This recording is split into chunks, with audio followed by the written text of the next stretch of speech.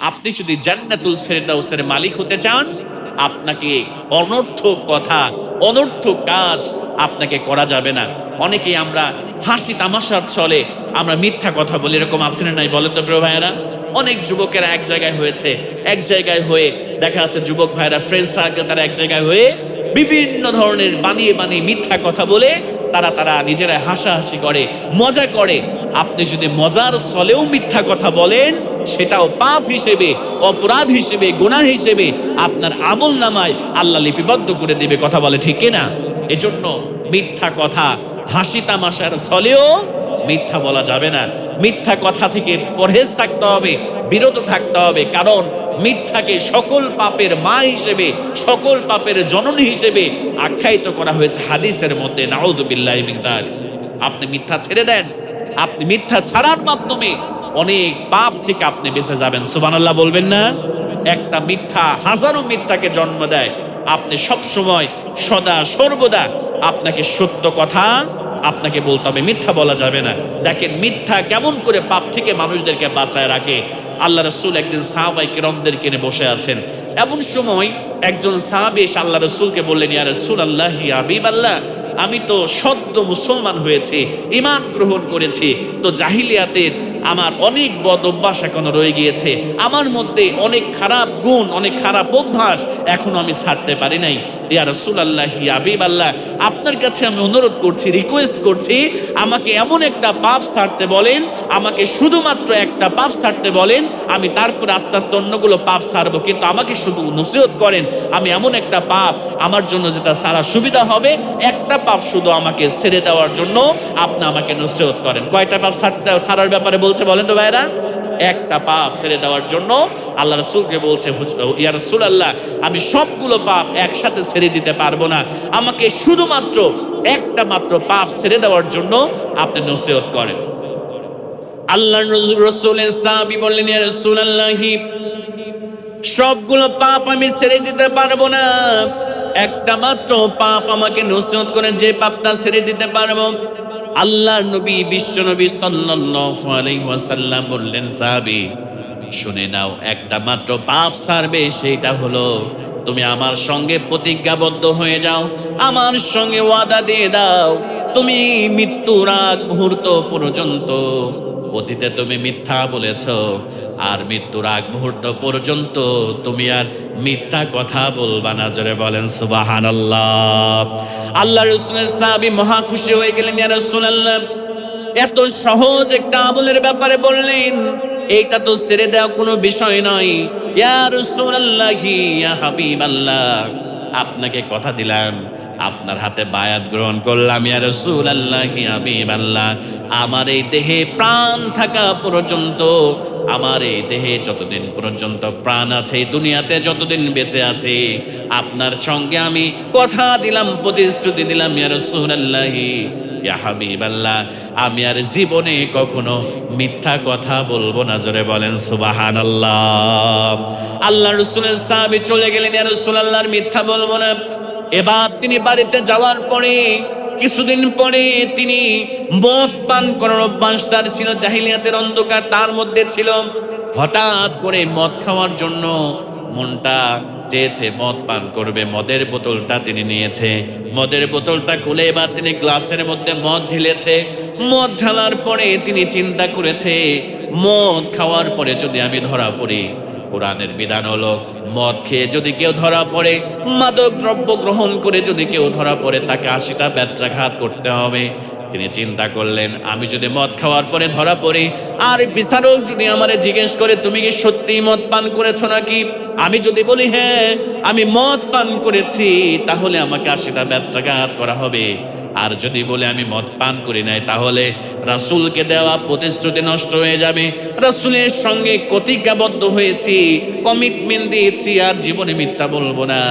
আমি যদি বলি মদ পান করি নাই, তাহলে রাসূলের সাথে দেওয়া ওয়াদার আমার খেলাফ হবে। আর যদি বলি মদ পান করেছে, 80টা বেত্রাঘাত করতে হবে। আমার প্রিয় ভাইয়েরা, সঙ্গে সঙ্গে আল্লাহ রাসূলের সাহাবী মদের গ্লাসটা ফেলে দিয়ে, মদের বোতলটা ফেলে দিয়ে আল্লাহর কাছে তওবা করলো, আল্লাহ তাআলা আর বেঁচে থাকতে আর জীবনে কখনো মদ পান করব না। জোরে বলেন সুবহানাল্লাহ। আল্লাহর কাছে তওবা করলি, ইয়া রাসূলুল্লাহ, আল্লাহর কাছে তওবা করল, আল্লাহ তাআলা আমি আর জীবনে কখনো মদ পান করব না। আমি তো মিথ্যা কথা বলা ছেড়ে দিয়েছি, যদি মিথ্যা বলি রাসূলের সাথে দেওয়া ওয়াদার খেলাফ হবে, আর যদি সত্য কথা বলি তাহলে 80টাকে ব্যত্রাঘাত খাইতে হবে।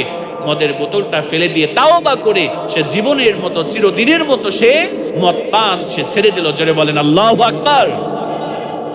আমার প্রিয় ভাইয়েরা, শুধু তাই নয়, কিছুদিন পরে ওই সাহাবী একজন নারীর সঙ্গে তিনি জেনা করবেন, ব্যভিচার করবেন। ভালো করে লক্ষ্য করেন, অনেক পছন্দের একটা নারী, অনেক দিন ধরে তাকে পছন্দ করে, দুজন দুজনকে পছন্দ করে। একদিনের সুযোগ বুঝে তারা জেনার জন্য উদ্যত হয়েছে। দুইজন মিলে জেনা করবে, ব্যভিচার করবে। ওই ব্যক্তি জেনায় যখন লিপ্ত হতে যাবে, আমার প্রিয় ভাইয়েরা, এমন একটা সময় আল্লাহ রাসূলের সাহাবী চিন্তা করলেন, আমি যদি জেনা করে ফেলি আর যদি ধরা পড়ে যায়, জেনার বিচার হলো রজম করে দিতে হবে, তাকে শাস্তি দিতে হবে, তার মৃত্যুদণ্ড কার্যকর করতে হবে। আবার যদি আমি জেনা করার পরে আমি যদি বিচারককে যদি আমি বলি জেনা করি নাই, কোনো সাক্ষী আমার পক্ষে নাই, তবুও যদি বলে আমি জেনা করে নাই, আমি রাসূলের দেওয়া ওয়াদা কখনো মিথ্যা কথা বলবো না, এই ওয়াদার খেলাফ হয়ে যাবে। আমার প্রিয় ভাইয়েরা, সঙ্গে সঙ্গে আল্লাহর ভয় নিয়ে সেই জায়গা থেকে বিরত থেকে আল্লাহর কাছে চোখের পানি ছেড়ে দিয়ে তাওবা করলেন, আল্লাহ তাআলা আমি জীবনে আর কোনোদিন জেনা করব না, আমি জীবনে আর কোনোদিন ব্যভিচার করব না। আল্লাহ পাকের উপরে ভরসা করে তাওবা করে আল্লাহর বান্দা জেনার পথ থেকে চিরদিনের জন্য তাওবা করলো। জোরে বলেন সুবহানাল্লাহ। এরপরে ওই ব্যক্তিটা হঠাৎ করে একদিন মসজিদে নববীর মধ্যে প্রবেশ করেছে। ভালো করে লক্ষ্য করেন, মসজিদে নববীর মধ্যে প্রবেশ করার পরে তিনি খেয়াল করেন একজন অচেনা মানুষ, একজন পথিক দেখে মনে হয় মুসাফির, অনেক ক্লান্ত শরীর, মাথার নিচে একটা ব্যাগ নিয়ে ঘুমিয়ে পড়েছে। ব্যাগের মধ্য থেকে দিরহাম, দু একটা দিরহাম বের হয়ে ফ্লোরের উপরে রয়েছে। ওই ব্যক্তি চিন্তা করল, আল্লাহর রাসূলের সাহাবী, এই ব্যাগটার মধ্যে হয়তো অনেক দিরহাম পাওয়া যাবে, যদি এইগুলো আমি নিয়ে যাই বাড়িতে তাহলে আমার জীবনে আর কিছু করতে হবে না, আমি বড়লোক হয়ে যাব। এবার যখন তিনি ওই ব্যাগটা নিতে যাবে, এমন সময় মনে পড়েছে আমার প্রিয় ভাইয়েরা, চুরি করলে হাত কেটে দিতে হবে, আল্লাহর বিধান। যদি ধরা পড়ে যায় আমার হাত কেটে দিবে, আর যদি বলে চুরি করি নাই, রাসূলের সাথে দেওয়া কমিটমেন্ট ওয়াদা আমার নষ্ট হয়ে যাবে, আল্লাহ রাসূলকে দেওয়া কথা আমার প্রতিশ্রুতি নষ্ট হয়ে যাবে। এবার আল্লাহর কাছে তাওবা করে সে চুরির পথ থেকে সে জীবনের জন্য তাওবা করে ফিরে আসলো। জোরে বলেন সুবহানাল্লাহ।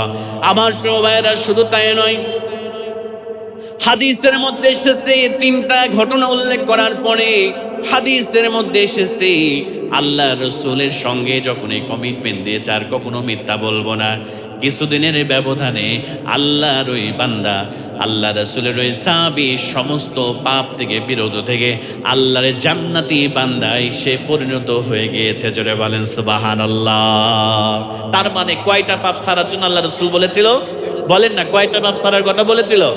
একটা পাপ ছেড়ে দেওয়ার কথা বলেছিল। একটা পাপ ছাড়ার কারণে আল্লাহ রাসূলের এই সাহাবী তার জীবনকে পরিবর্তন করে ফেললেন। তিনি জীবনে আর কোনোদিন সে অন্যায়, অবিচার, খারাপ কাজ আল্লাহর কাছে তাওবা করে তিনি ফিরে এসেছে। তিনি আর কখনো মিথ্যা কথা বলে নাই। সুবহানাল্লাহি ওয়া বিহামদিহি। এজন্য প্রিয় ভাইয়েরা, সম্মানিত উপস্থিত আমার সম্মানিত প্রিয় ভাইয়েরা, এজন্য আমাদেরকে অনর্থক কোনো কাজ, অনর্থক কোনো কথা আমাদেরকে বলা যাবে না। আপনি হাসি মুখে, আপনি মজার ছলে মিথ্যা বলবেন, এটাও শরীয়ত সমর্থন করে না। মিথ্যা কথা বলবেন না, গীবত করবেন না। এক কথায় একজন জান্নাতুল ফেরদাউসের উত্তরাধিকারী কখনো তিনি গীবত করতে পারে না, অনর্থক কাজ করতে পারে না, অনর্থক কথা বলতে পারে না। সে হাসি মুখে মানুষের সাথে তামাশার ছলে সে মিথ্যা কথা বলতে পারে না।